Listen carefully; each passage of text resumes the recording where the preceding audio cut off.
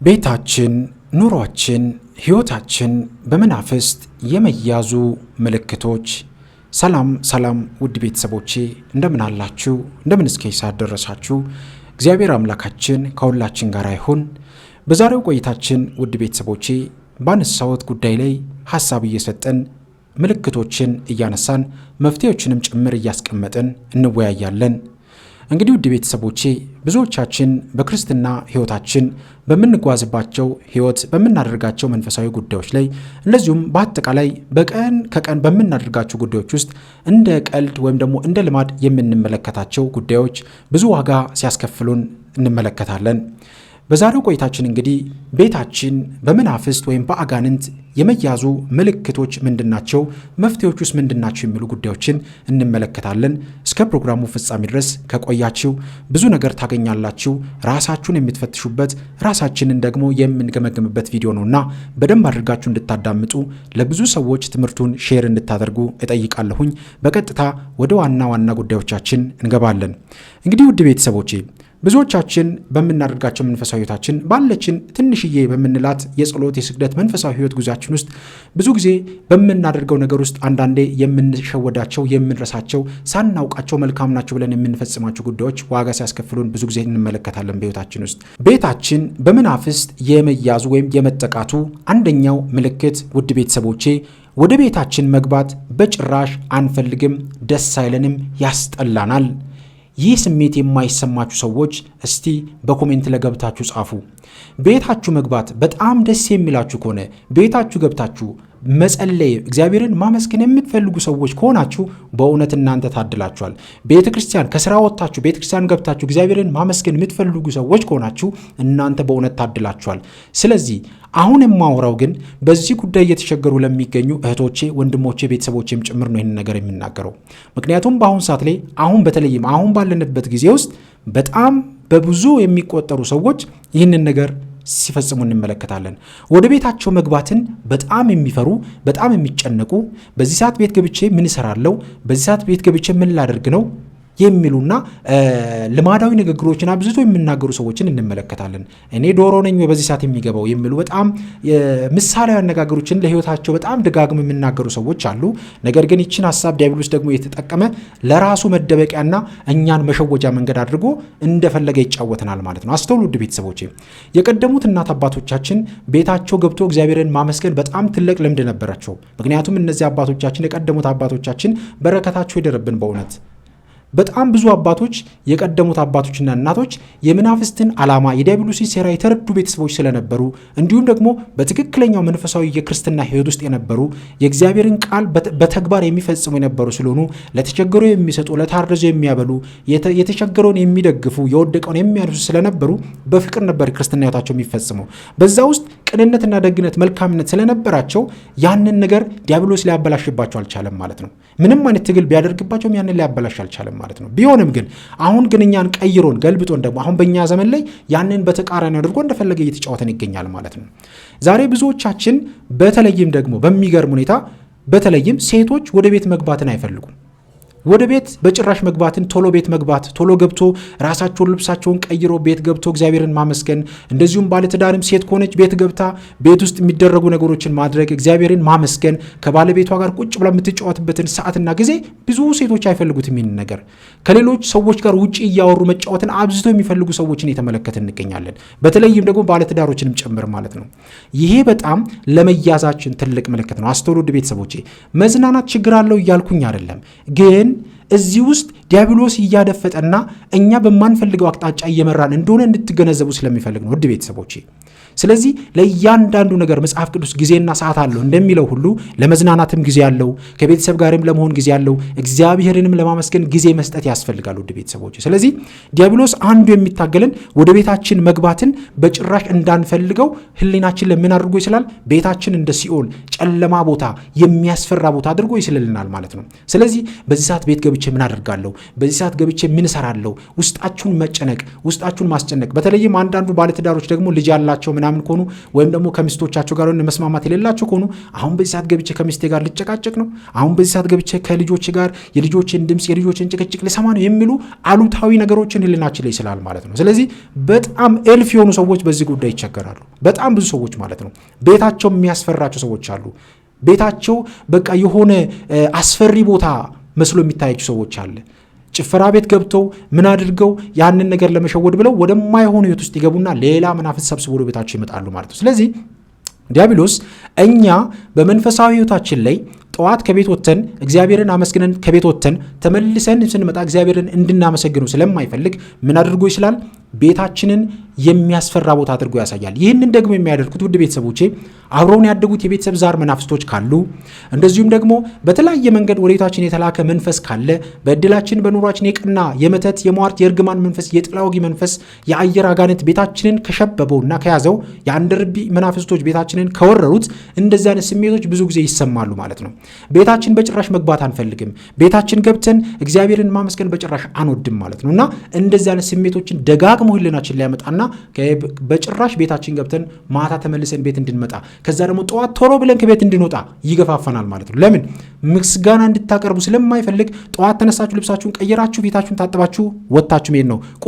ቁርስም ልትበሉ ትችላላችሁ ወይም ላትበሉ ትችላላችሁ። አሩጦ ከቤት ይዟችሁ ይወጣና ወደማትፈልጉት አይነት ህይወት ውስጥ ያስገባችኋል። ልማዳዊ የሆነ ድርጊቶችን እንድትፈጽሙ ብቻ እሱም ይፈልጋትን አቅጣጫ ብቻ እንድትጓዙ ያደርጋችኋል ማለት ነውና ይህንን በደንብ ልታስተውሉ ይገባል። በተለይም ሴቶች እህቶቼ በጣም በዚህ ጉዳይ ላይ በየጊዜው ምክንያቱም እኛም እንደማንኛውም ሰው ወጥተን የምንሽከረከር የምንገባ ሰዎች ነን። ብዙ ጉዳዮችን እንመለከታለንና በየቦታዎች ላይ በየታክሲው ስፍራ ላይ እነዚህ ነገሮች እንመለከታለን። ስለዚህ ብዙ ጊዜ ሴቶች እንደዚህ አይነት ነገሮችን እንመለከታለን። የወንዶቹ እንዳለ ሆኖ ማለት ነው። የወንዶቹ የተለመደ ነው አይደል? ግን ሴቶች ብዙ ጊዜ እንደዚህ ያደርጉ አንመለከትም። ሴት ልጅ በባህሪዋ ቤት ውስጥ ያሉ ነገሮችን የምታስተካከል ቤትን እንደፈለገ አድርጋ እንደሚያምር አድርጋ ማስተካከል የምትችል ትልቅ ስልጣን ያላት ነች ሴት ልጅ። የተበላሸ የሚባለውን መጥፎ ነው የተባለውን ህይወት እንኳን ማስተካከል ትችላለች ሴት ልጅ። በጣም ትልቅ ጸጋ አላትና በዚሁ አጋጣሚ ሴቶች የተሰጣችሁንም ጸጋ እንዳትጠቀሙ ዲያብሎስ እየፈተናችሁ ስለሆነ ይህንንም ማወቅ መረዳት በጣም አስፈላጊ ነው ወደ ቤት። ስለዚህ ዲያብሎስ አንዱ የሚፈትንን ወደ ቤታችን እንዳንገባ ብዙ ምክንያቶችን እያቀረበ እኛን ቤታችንን እንድንፈራው እንድንጨነቅ ያደርገናል ማለት ነውና ስለዚህ ቅድም እንደነገርኳችሁ ቤታችን ውስጥ ያለው መንፈስና እኛ ስጋችን ደማችን ውስጥ የተቀመጠው መንፈስ በመናበብ ቤታችንን እንዳንገባ ቤታችን አስፈሪ ቦታ እንደሆነ አድርጎ ይስሉብናል ማለት ነው። ሌላው ውድ ቤተሰቦቼ ሁለተኛው ቤታችን ውስጥ ጸሎትና ስግደት በጭራሽ ማድረግ አንፈልግም። አስተውሉ። ቤታችን እንደምንም ብለን መተን ብንገባ በጊዜ እንኳን ብንገባ ቤት ከገባን በኋላ ደግሞ መንፈሳዊ ምግባራትን በጭራሽ እንድናደርግ አይገፋፋንም ማለት ነው። በጭራሽ ማለት ነው። ሰውነታችን አይታዘዝም። ቤት እንደገባን ቲቪ ነው የምንከፍተው ማለት ነው። ወይ ቲቪ እንከፍታለን ወይ የሆነ የሚታይ ነገር እንከፍታለን ወይም ደግሞ ስልካችንን እንይዛለን። ዛሬ በጣም ለብዙ ትዳሮች መበላሸትና ለብዙ ትዳሮች መፍረስም አንዱ ምክንያት ነው ብዬ ከማስቀምጣቸው ነገሮች ቤት ውስጥ ባልና ሚስት ሁለቱም ስልክ ይዘው የሚጠቀሙ ሲሆን ማለት ነው። ደጋግሜ ይሄን ነገር እመለከታለሁ። ሁለቱም ባልና ሚስት እሷም ቀድማ ከገባች ወይም እሱ ቀድሞ ከገባ ስልክ እጃቸው ይዘው ስልካቸውን ብቻ ይጎረግራሉ። ልጅ ካላቸው ልጃቸውን እንኳን ቀና ብለው አይመለከቱም ማለት ነው። ይህ በጣም ከባድ ነገር ነው ቤተሰቦቼ። መረጃ ልትሰሙ ትችላላችሁ፣ ልትከታተሉ ትችላላችሁ። ግን ቤት ውስጥ ስትሆኑ ይህን ጊዜ ለሁለታችሁ በደንብ አድርጋችሁ የምትጠቀሙበት፣ በመንፈሳዊ ሕይወታችሁ የምትበረቱበት፣ ጠንካራ መንፈሳዊ መሰረትን የምትገነቡበት ቦታ፣ ልጃችሁ በመንፈሳዊ ሕይወት እንዲያድግ የምታደርጉበት ህይወት ነው መሆን ያለበት። ዲያብሎስ ግን ይህ ነገር እንዳይደረግ ቀድሞ ምን ያደርጋል? ወደ ቤታችሁ ስትገቡ ጸሎትና ስግደት መንፈሳዊ ምግባራትን እንዳትፈጽሙ ቀድሞ ይዘጋባቸዋል ማለት ነው። በመጀመሪያ ደረጃ እንደነገርኳችሁ ወደ ቤታችሁ መግባትን በጣም እንድትፈሩትና እንድትጠሉት ያደርጋል። እንደምንም እየተጨነቃችሁ ደግሞ በዛ ስሜት ወደ ቤት ከገባችሁ በኋላ ደግሞ መንፈሳዊ ምግባራትን እንዳትፈጽሙ፣ ጸሎት እንዳታደርጉ፣ እግዚአብሔርን እንዳታመሰግኑ ደግሞ ይዘጋል ማለት ነው። ለምን? ቀድሞ ስሜታችሁን ስላደከመው፣ ቀድሞ የጸሎት የስግደት መንፈሳዊ ህይወታችሁን ስላደከመው እዚህ ገብታችሁ ጸሎት ስግደት አደርጋለሁ ብትሉ አይሆንም ማለት ነው። ይህ እንዳይሆን ውድ ቤተሰቦቼ በደንብ ህይወታችሁን መቃኘት ያስፈልጋል። በተቻላችሁ አቅም ህሊናችሁ ላይ እንደዛ አይነት ስሜት ሲመጣ የኔ ሐሳብ አይደለም ጠላቴ ዲያብሎስ የምታቀርበው ሐሳብ ነው እያልን ይህንን ሐሳብ መዋጋት ያስፈልጋል። ይህንን ሐሳብ መገሰጽ ያስፈልጋል። መጽሐፍ ቅዱስ ተቃውሞት ዲያብሎስን ደጋግሞ እንደሚነግረን ስለዚህ ይህንን ነገር ልናደርግ ይገባል። ስለዚህ ጸሎት፣ ስግደት ቤታችን ውስጥ በጭራሽ ማድረግ አንፈልግም ማለት ነው። እንቀጥልና ደግሞ ቤታችን ውስጥ ሰላምና መስማማት፣ መዋደድ በጭራሽ አይኖርም። ውድ ቤተሰቦቼ ኦርደሩን የተመለከታችሁ ነው። ውድ ቤተሰቦቼ ተመልከቱት። በመጀመሪያው ደረጃ ለምንድን ነው ያልኩት? ወደ ቤታችን መግባት ያስጠላናል። በዚሁ ስሜት ደግሞ ሆነን እንደምንም ታግለን እንኳን ቤት ብንገባ መንፈሳዊ ምግባራትን መፈጸምና መስገድ መጸለይ የሚባሉ ነገሮችን ምስጋና የሚባሉ ነገሮችን አናደርግም። ሶስተኛው ላይ ቤት ከገባን በኋላ ደግሞ መስማማት አይኖርም ማለት ነው። መስማማት ምን ማለት ነው? ሚስት ከባል ጋር አትስማማም፣ ባል ከሚስት ጋር አይስማማም፣ ልጅ ከአባት ጋር አይስማማም፣ አባት ከልጅ ጋር አይስማማም። ሙሉ ቤቱን ድብልቅልቁ እንዲጠፋ ያደርጋል ማለት ነው። ስለዚህ ቤታችን በመናፍስት በአጋንንት የመያዙ ትልቁ ምልክት እነዚህን ነገሮች ስንመለከት ቤታችን በመናፍስት ተይዟል ማለት ነው። አንደኛው ምንድነው ያልኳችሁ? ወደ ቤታችን መግባት የሚያስጠላን ከሆነ ቤታችን በመናፍስት ተይዟል፣ እኛም በመናፍስት የተጠቃን ሰዎች መሆናችን ትልቁ ምልክት ነው ማለት ነው። ሁለተኛው ደግሞ ጸሎትና ስግደት፣ መንፈሳዊ ምግባራትን ቤታችን ውስጥ ማድረግ በጭራሽ አንፈልግም። የጸሎት ቦታ ማዘጋጀት በጭራሽ አንፈልግም ማለት ነው። ስለዚህ ሁለተኛው ሶስተኛው ደግሞ ባልና ሚስት ቤት ውስጥ ስምምነት አይኖራቸው፣ መስማማት አይችሉም።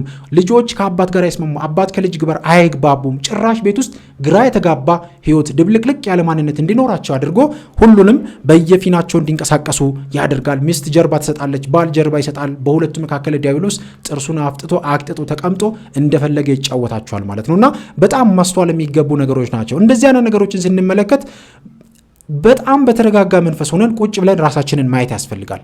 ይህን የሚላችሁ ከባልና ከሚስት ጋር ብቻ አይደለም። ብቻችንንም የምንኖር ሰዎች እነዚህን ምልክቶች ስንመለከት ራሳችን ጋር ወይም ቤታችን ላይ ህይወታችን ላይ ዲያብሎስ አድፍጦ እየተጫወተን እንደሆነ በደንብ ልናስተውል ይገባል። ውድ ቤተሰቦችና ቤታቸው ውስጥ ሰላምና መስማማት መዋደድ አይኖርም። ብቻቸውን የሚኖሩ ሰዎች ደግሞ ቤት ውስጥ በማይሆኑ ነገሮች ሲጨቃጨቁ፣ ከራሳቸው ጋር ሳይሆኑ ሲቀሩ፣ ራሳቸውን ለማጥፋት ሲሞክሩ፣ ሌላ ደስ የማይሉ ስሜቶችን ሲያስተናግዱ እንመለከታለን። እንደዚህ አይነት ስሜቶች ይኖራሉ ማለት ነውና በጣም መጠንቀቅ ያሉብን ጉዳዮች ናቸውና ይህንን ህይወታችንን በደንብ መቃኘት ያስፈልጋል። ቤታችን ውስጥ ሰላም አይኖርም።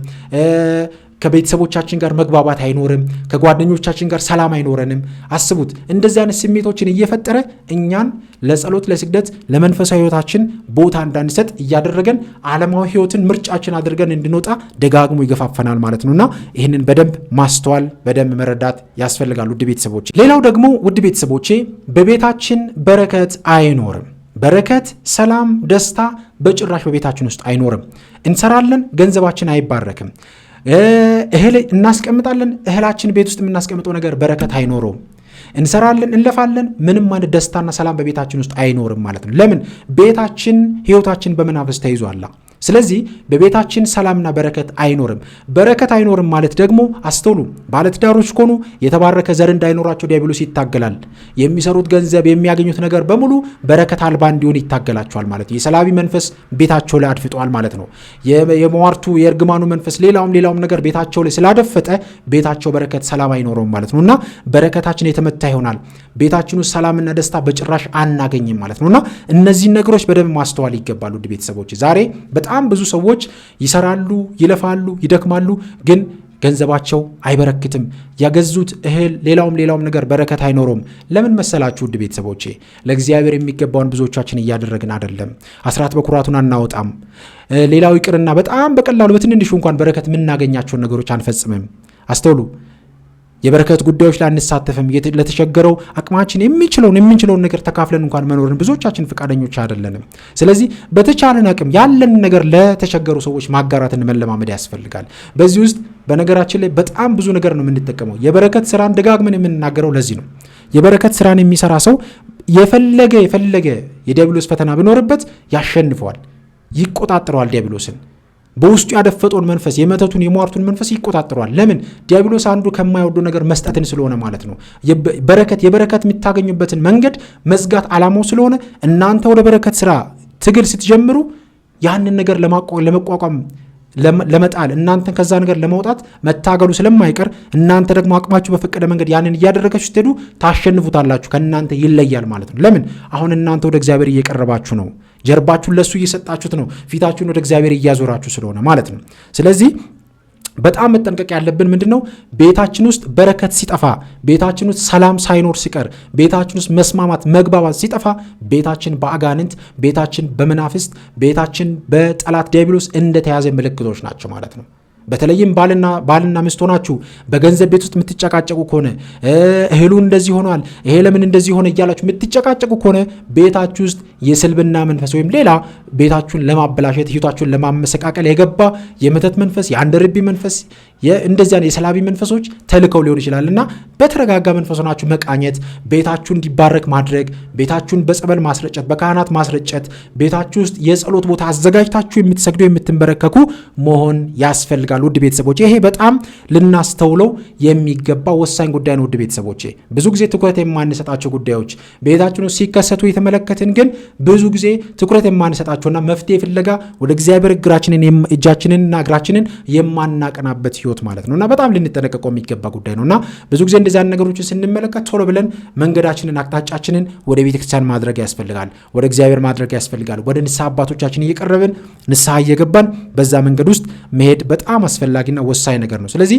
ብቻችሁንም የምትኖሩ ሰዎች፣ በትዳር ውስጥ የምትኖሩ ሰዎች እነዚህን ምልክቶች ስትመለከቱ በጣም መጠንቀቅና ማየት ያስፈልጋል። በጣም ማለት ነውና መስማማት ሲጠፋ በቤታችሁ ውስጥ ሰላም ሳይኖር ሲቀር በጣም ልትጠነቀቁ ይገባል። ሌላው በጣም የሚገርመው ይህ ደግሞ በብዛት ለባለትዳሮችና እንደዚሁም ደግሞ በጋራ አብራችሁ ለምትኖሩ ሰዎች ማለት ነው። በጣም የሚገርመው ዲያብሎስ እንዴት አድርጎ እንደሚፈትነን ማለት ነው። ቤታችን በዲያብሎስ ለመያዙ በጣም አንዱ ምልክት ደግሞ ምንድነው? አንዱ ሲሰግድ አንዱ እንቢታ ማሰማትና በዛ ጉዳይ አለመስማማት፣ ወደ ጭቅጭቅ ማድላት ማለት ነው። ተመልከቱ። ብዙ ጊዜ በዚህ በእኛ በትምህርታችን እንግዲህ በጣም በተደጋጋሚ የምንናገረው ምንድነው? ባልና ሚስት ወይም ደግሞ በቤት ውስጥ ያሉ ሰዎች አብረው እንዲጸልዩ ይመከራል። ይሄ በጣም አስፈላጊ ነው፣ ወሳኝ ጉዳይ ስለሆነ ማለት ነው።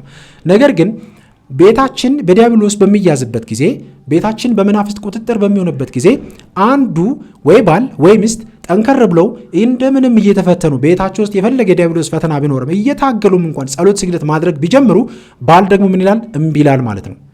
ወይ ሚስት ደግሞ ግግም ትላለች፣ እምቢ ትላለች ማለት ነው። ይህንን የሚያደርገው ዲያብሎስ በተለይም መናፍስትን የማሰር ልምድ የሌላቸው ሰዎች፣ መናፍስትን ከአንዱ ወደ አንዱ እንዳይሳሳብ እንዳይናበብ የማሰር ልምድ የሌላቸው ሰዎች መንፈሱ ቀድሞ ተነስቶ አንዱ ጋር የሆነ የባህሪ ማንነታቸውን ከተረዳ እዛ ቦታ ላይ ሄዶ መንፈሱ አድፍቶ ይቀመጣል ማለት ነው። ስለዚህ እንጸልይ፣ እንስገድ ሲባል ያንን ሰው የማሸማቀቅ ድርጊቶችን የመፈጸም ድርጊቶች ውስጥ ይገባሉ ማለት ነው። ስለዚህ ይህ ምንድነው? ትልቁ ምልክት ለጸሎት፣ ለስግደት፣ ለመንፈሳዊ ህይወት ደካማ እንድትሆኑ ያደርጋችሁና እንድታማሩ፣ እንድትጨነቁ፣ አንዱ በሚጸልየው አንዱን እንድትፎግሩ፣ አንዱ ባል ሲጸልይ ሚስት ባልን እንድታሸማቅቀው፣ ሚስት የምትጸልይና የምትሰግድ ከሆነ ባል ደግሞ እሷን ልትመነኩሽ ነው እንደ ዘንድሮ እያለ ቤት ውስጥ የማሸማቀቅ ስሜቶችን እንድታደርገው የሚያደርገው አንድም እኛው ራሳችን ጋር ያለው አብሮን ያደገው መንፈስ ነው። ሌላው ግን ቤታችን ውስጥ ያደፈጠው መንፈስም ጭምር ስለሆነ በደንብ ልንነቃ ይገባል። በደንብ ማወቅ መረዳት ያስፈልጋል። ስለዚህ ቤታችን በመናፍስት ለመያዙ አንዱ ምልክት ይሄ ነው። ውድ ቤተሰቦቼ አንዳችን መጸለይ ስንፈልግ አንዳችን ሳንጸልይ እንቀራለን። በዚህን ጊዜ ምንም ችግር የለውም ብሎ እነዚያን ሰዎችን የሚፈጽሙ ሰዎች ተነስተው ሄደው ሲያደርጉ መንፈሱ እዚህኛው ጋር ይቀመጣል። ያኛው ሰው ጸልዮ ምን ብሎ ሲመለስ ተመልሶ ወደ ጭቅጭቅና ወደ ንትርክ ውስጥ ይገባሉ ማለት ነው። በጣም በሚገርም ሁኔታ ብዙ ሰዎች እንደዚህ አይነት ድርጊቶች ይፈጽማሉ። ጸሎት ጸልዮ ከወጡ ባለ ጭቅጭቅና ንትርክ ውስጥ የሚገቡ በጣም ብዙ ሰዎች አሉ። በጣም ብዙ ሰዎች። ስለዚህ ማየት ማጤን ያስፈልጋል። ምንድነው ችግሩ? ምንድነው እንደዚህ የተከሰተ ያለው? ለምንድነው እንደዚህ አይነት ነገር እየመጣ ያለው የሚሉ ነገሮችን ማየት ያስፈልጋል። ሌላው በረከትም እንዳታገኙ ስለሆነ በቤት ውስጥ እርስ በርሳችሁ በሚታደርጉት መንፈሳዊ ሕይወት ውስጥ እድገትም እንዳታገኙ ጠላታችን ዲያብሎስ ስለሚፈልግ ቤታችሁን በደንብ አድርጎ አድፍጦ ይጠብቃል ማለት ነው። ምክንያቱም እናንተ ጸሎት ከጀመራችሁ፣ እናንተ መስገድ ከጀመራችሁ፣ እናንተ አብራችሁ ተስማምታችሁ በፍቅር ጸሎት፣ ስግደት ከጀመራችሁ ከእቅፉ ታመልጣላችሁ። ጀርባችሁን ለሱ ሰጥታችሁ ፊታችሁን ለእግዚአብሔር ስለምታደርጉ ትወጣላችሁ፣ ከእቅፉ ታመልጣላችሁ። ይህንን ደግሞ ዲያብሎስ አይፈልገውም። ስለዚህ ቀድሞ ምን ማድረግ አለበት? ማሰናከል ስላለበት ያንን ነገር ለማበላሸት ደግሞ ማድረግ ያለው የመጀመሪያው ስራ እናንተ በጸሎት አብራችሁ ተጋግዛችሁ እንዳትጸልዩ፣ መንፈሱም እንዳይጋለጥ እናንተን ሁለታችሁን የተደበላለቀ ቋንቋ እንድታውቁና እንዳትግባቡ ያደርጋል ማለት ነው። ስለዚህ ይህንን ሀሳብ መረዳት በጣም ያስፈልጋል። እንደዚህ አይነት ድርጊቶች የዲያብሎስ ዓላማዎች ናቸው። በተለይም ቤታችን በመናፍስት በተለይም ደግሞ የተላከ መተት ሲኖር የምስጢር መተት ሌላም ነገር በቤታችን የቀና የምቀኛ መንፈስ የተላከ ከሆነ እኛ አብረን በመንፈሳዊት እንዳናድግ፣ ወደ ቅዱስ ቁርባን እንዳንቀርብ፣ በመንፈሳዊታችን ጠንካራዊት እንዳይኖረን። ሌላው ደግሞ ውድ ቤተሰቦቼ ቤታችን በአጋንንት ወይም በመናፍስት የመያዙ ትልቁ ምልክት ልጆቻችን አመላቸው የተደበላለቀና ግራ የተጋባ አመል እንዲኖራቸው ያደርጋል። አስተውሉ ውድ ቤተሰቦቼ ዛሬ ብዙ ልጆቻችንን ስንመለከት በጣም ክርስቲያን የሚባሉ ቤተሰቦች ውስጥ ሁላ ሳይቀር ልጆቻችን አመላቸውና ባህሪያቸው በጣም ግራ የተጋባ ነው። በጣም የሚያስፈራ ባህሪ ያላቸው ልጆች እንመለከታለን። በጣም ክርስቲያን ናቸው ብለን የምናስባቸው ቤተሰቦች ማለት ነው። አንዳንዱ ደግሞ የሰንበት ተማሪ ሆኖም እንኳን ድርጊቶቻቸውን ስንመለከት፣ ንግግሮቻቸውን ስንመለከት አንዳንዴ ያስፈሩናል። በእርግጥ እነሱ አይደሉም የሚያወሩት፣ ውስጣቸው የተቀመጠው መንፈስ፣ አብሯቸው ያደገው መንፈስ ይህንን ነገር ያደርጋል። አስተውሉ። ቤታችን ውስጥ የበረከት ቦታ ከሌለ፣ ቤታችን የምንሰግድበት ቦታ ከሌለ፣ ቤታችን ውስጥ የምንባረክበት ቦታ ከሌለ፣ ቤታችን እግዚአብሔርን የምናመሰግንበት ቦታ ከሌለ፣ ቤታችን ውስጥ የቤተሰብ ጸሎትና ስግደት ከሌለ ልጆቻችን አመላቸውና ባህሪያቸው በደንብ ይቀየራል። ልጆቻችንን ቤተክርስቲያን ብቻ ልከን አስተምረን ብቻ ቤተክርስቲያን ብቻ ተምረው እንዲመጡ የምናደርግ ከሆነ ቤታችን ውስጥ ግን ጸሎት፣ ስግደት፣ መንፈሳዊ ምግባራት ከሌለ ቤታችን በመናፍስት ተይዟል ማለት ነው። ስለዚህ መናፍስት ምን ያደርጋሉ ማለት ነው? እኛ ቤተክርስቲያን ያለውን ብቻ ጉዳይ እንድንመለከት ያደርጉናል። ጥሩ ነው እኮ ቤተክርስቲያን መሄድ መማራችን በጣም ወሳኝ ነገር ነው። ምንም ጥያቄ ውስጥ የሚገባ ጉዳይ አይደለም። ግን አስተውሉ ውድ ቤተሰቦቼ፣ ቤታችን ውስጥ ደግሞ ምን ያስፈልገናል? ነቢዩ ኢያሱ ምን ነበር ያለው? እንደዚህ ብሎ ተናግሯል አይደል? እኔና ቤቴ እግዚአብሔርን እናመልካለን ብሎ ተናግሯል። እናንተ የምታመልኩትን ዛሬ ምረጡ ብሎ እንደተናገረው፣ ስለዚህ እኛም ቤታችን ውስጥ ማንን ነው የምናመልከው? ቤታችን ውስጥ ማንን እናመልካለን? አስተውሉ። ስለዚህ ቤታችን ውስጥ ምስጋና ያስፈልገናል፣ እግዚአብሔርን ማመስገን ያስፈልጋል፣ የማህበር ጸሎት፣ የቤተሰብ ጸሎት ያስፈልገናል ማለት ነው። ይህንን ስናደርግ በዛ ህይወት ውስጥ የሚወለዱ ልጆች አስተውሉ። ቤት መባረኪያ ቦታ ነው፣ ቤተክርስቲያን መቀደሻ ቦታ ነው። በጣም በተደጋጋሚ የምንናገረው ቃል ነው። ቤት ጸሎት እናደርጋለን፣ እግዚአብሔርን እናመሰግናለን፣ ቤተክርስቲያን ሄደን እንቆርባለን፣ ቅዱስ ቁርባን እንቀበላለን፣ እንቀደሳለን፣ የዘላለምን ህይወት የምናገኝበትን ስጋውና ደግሞ እንቀበላለን። ስለዚህ በዚህ መንገድ ውስጥ እንዳንሄድ ጠላታችን ዲያብሎስ ምን ያደርገናል? ቤታችን ውስጥ አድፍቶ ተቀምጦ የልጆቻችንን ጸባይና ባህሪ እንዲቀየር ያደርጋል። ስለዚህ ብዙ ቤተሰቦች አስተውሉ። የልጆቻችሁ ባህሪ ሲቀየር አንዱ ትልቁ ፈተና እየሆነ ያለው ከውጭ የሚመጣ ነገር አይደለም፣ ቤታችን ውስጥ ያለው ነገር ነው ማለት ነው። ስለዚህ ቤተሰቦቻችን አያድርገውና የሚያመልኩት ባዕድ አምልኮ ከነበረ ሌላም የጣዖት መንፈስ ውስጥ ዘፍቀው ገብቶ የነበረ ከሆነ ጠቋርን እንደ ጠባቂ መልአክ አድርገው አዳልሞትን እንደ ጠባቂ መልአክ አድርገው የሚያመልኩ ከነበረ ሙጬ ዘሪጋን፣ አየው ሙሚናት፣ ሻሃንበሶን ሌሎችንም መናፍስቶች የሚያመልኩ ከነበረ እንደዚሁም ደግሞ ከድብትርና ጋር በተገናኘ ከሰርማሽነት ከቅጠል በጣሽነት ጋር የተገናኘ ነገር ከነበራቸውና እኛ ሳናውቅ ደግሞ በዛ ህይወት ውስጥ ወደ ትዳር ህይወት ውስጥ ገብተን ከነበረ መናፍስት በጭራሽ እንደዚህ አይነት ህይወት እንድንኖር አይፈልጉም። የጸሎት የስግደት መንፈሳዊ ህይወት ኑሮችን እንድንኖር ስለማይፈልግ አድፍጦ በመቀመጥ ህይወታችንን ያበላሸዋል ማለት ነው። ስለዚህ ልጆቻችንን በዛ መንገድ ውስጥ ተቀርጸው እንዲያድጉ፣ ምክንያቱም ጠላታችን ዲያብሎስ በጣም በዘዴ ነው የሚንቀሳቀሰው። በዘዴ ማለት ነው። ዘዴ እያቀረበ እኛን ከእግዚአብሔር ያርቀናል። ከዛ በኋላ ደግሞ ከእግዚአብሔር ስንርቅ ውስጣችን ደግሞ ራሱ መጥቶ ይወቅሰናል። ከዛ ደግሞ ወደ እግዚአብሔር ልትመለሱ ስትሉ፣ ወደ ቤተክርስቲያን መቅረብ ስትፈልጉ ደግሞ ድጋሚ ሌላ ሀሳብ ይመጣል። አሁን እናንተ ወደ እግዚአብሔር ቀርባችሁ ምን ልትሆኑ ነው? እግዚአብሔር እኮ ጸሎታችሁን አይሰማም። ትጸልያላችሁ፣ ትንበረከካላችሁ፣ እግዚአብሔር እኮ ጸሎታችሁን አይቀበልም የሚሉ ሌሎችን ሀሳቦች ደግሞ እያመጣ ይፈትነናል ማለት ነውና በጣም መጠንቀቅ፣ ማወቅ፣ መንቃት ያሉብን ጉዳዮች አሉና በእያንዳንዱ ጉዟችን ላይ በደንብ ማወቅ፣ መረዳት ያስፈልጋል። ስለዚህ አንዱ ቤታችን በመናፍስት ለመያዙ ምልክቶቹ የልጆቻችን አመልና ጸባይ ቶሎ ይቀያየራል። በዚህ ሰዓት ላይ በደንብ አድርገን መንቃት አለብን።